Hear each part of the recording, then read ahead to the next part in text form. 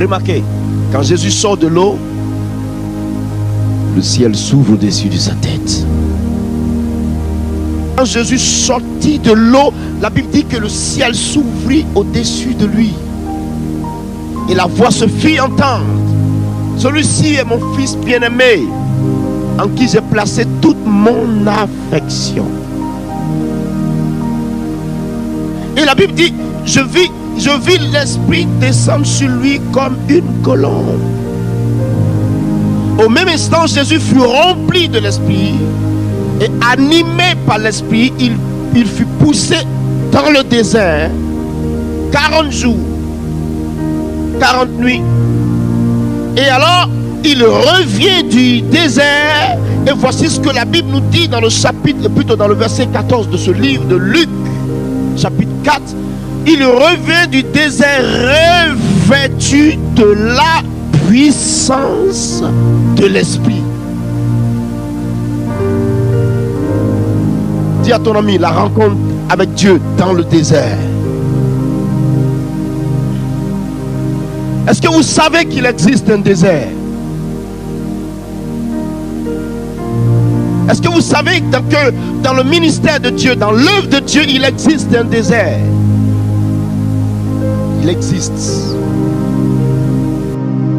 Une erreur que nous commettons pour la plupart du temps. Lorsque nous sommes appelés, aussitôt que nous sommes appelés, nous voulons tout gagner sur place. Quelquefois même, tu as prié simplement, un malade est guéri.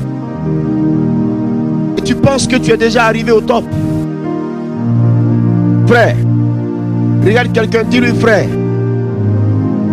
Tout le monde peut prier, le malade peut guérir. La Bible dit que Dieu dit la louange aux lèvres des avortants. Mais regarde, tout le monde peut prier, le malade peut être guéri. Il n'y a pas de problème. Mais il faut qu'il y ait une rencontre entre toi et lui. Le désert. Quand tu seras dans ce désert, Jésus n'avait pas le pain. Il n'avait pas le pain dans le désert. Il ne mangeait pas dans le désert. Il a maigri dans le désert. Il a eu chaud dans le désert. Il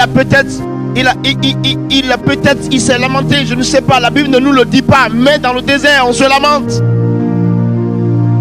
On marche, on veut boire de l'eau, on ne trouve pas. On marche, on veut manger, on n'en trouve pas.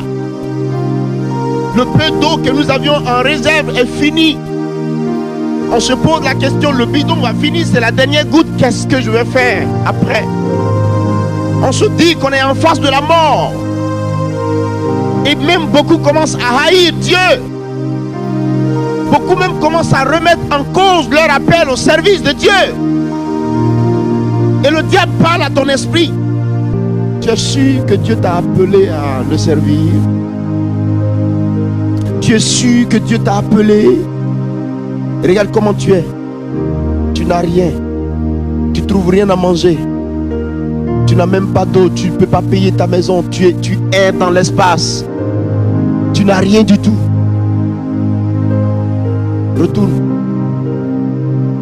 Et beaucoup retournent. Mais laisse-moi te dire, quand Jésus est parti dans le désert, le diable lui a dit, si tu es vraiment le Fils de Dieu, ordonne que cette pierre se transforme en pain que tu manges. Jésus lui a répondu avec la parole de Dieu. Mais Jésus n'a pas dit, est-ce que je suis véritablement le Fils de Dieu? Est-ce que j'ai un conseil à donner? Je préfère l'obéissance à Dieu que de me poser chaque fois la question est-ce que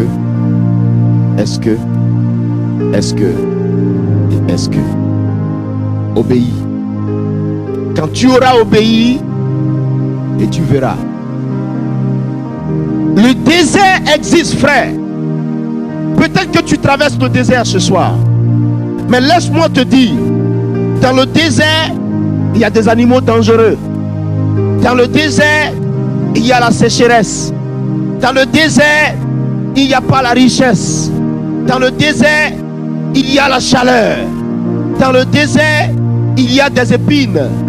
Dans le désert, il n'y a rien d'autre que l'espace vide, surchauffé par un soleil ardent.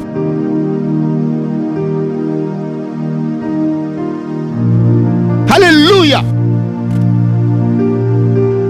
Le désert, il existe. Je suis converti dans une condition vraiment dramatique. J'étais prêt à mourir. Mes parents avaient tout. Tout. Je n'avais pas à me fatiguer. Si je veux dormir à l'étage, au village, même dans le village, vous connaissez les villages africains, je dors à l'étage. Parce qu'il y en a. Je ferme les yeux, papa, donne-moi, papa, débouche ce qu'il faut. Mes frères, quand Jésus a saisi ma vie, j'ai oublié l'université d'Abidjan. J'ai oublié ma mère. J'ai oublié mon père. Et je suis resté dans la faim. Frère, il faut que tu passes dans le désert.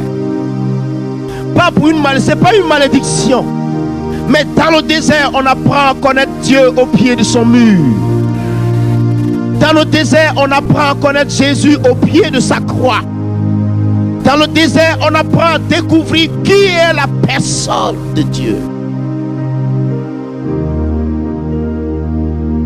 Alléluia. Dépouillé de tout. Et nous devions manger un jour. J'avais jeûné 7 jours. Le riz était fini. Regardez bien. Tout était fini.